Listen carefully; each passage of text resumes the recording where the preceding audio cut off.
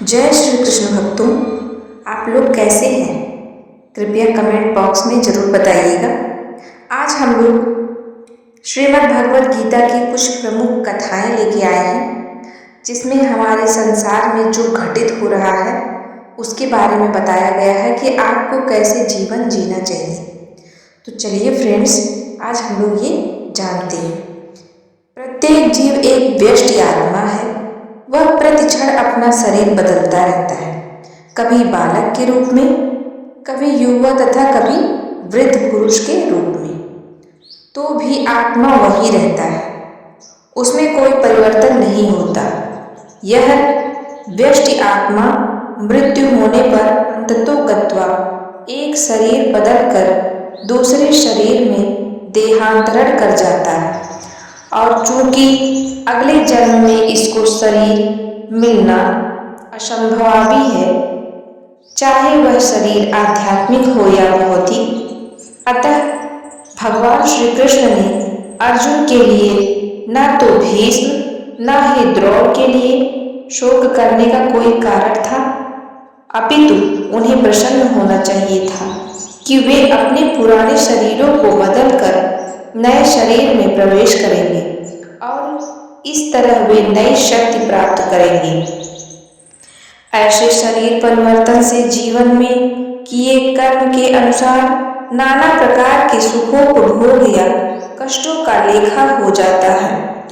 चूंकि भीष्म व द्रोण साधु पुरुष थे, इसलिए अगले जन्म में उन्हें आध्यात्मिक शरीर प्राप्त होंगे, नहीं तो कम से कम उन्हें स्वर्ग में भोग करने के अनुरूप शरीर तो प्राप्त होंगे ही। अतः दोनों ही दशाओं में शोक का कोई कारण नहीं था। भगवान श्री कृष्ण इन्हें समझा रहे हैं, यानी अर्जुन को ज्ञान दे रहे हैं कि शोक करने का कोई अर्थ नहीं है। जिस मनुष्य को व्यष्टि आत्मा, परमात्मा तथा भौतिक और आध्यात्मिक प्रकृति का पूर्ण ज्ञान होता है, वह धीर कहलाता है, वही धीर पुरुष है। ऐसा मनुष्य कभी भी शरीर परिवर्तन द्वारा ठगा नहीं जाता। आत्मा के एकांतमवाद का मायावी या मायावादी सिद्धांत मान्य नहीं हो सकता, क्योंकि आत्मा के इस प्रकार विखंडन से परमेश्वर विखंडनीय या परिवर्तनशील हो जाएगा, जो परमात्मा के अपरिवर्तनीय होने के सिद्धांत के विरुद्ध होगा।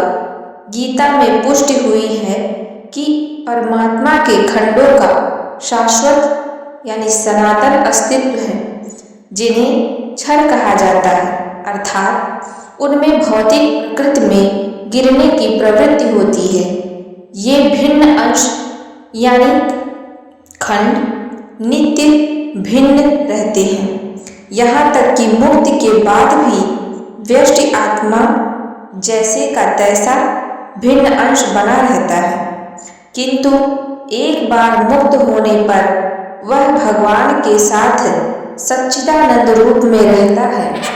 परमात्मा पर प्रतिबिंबावाद का सिद्धांत व्यवहित किया जा सकता है, जो प्रत्येक शरीर में विद्यमान रहता है।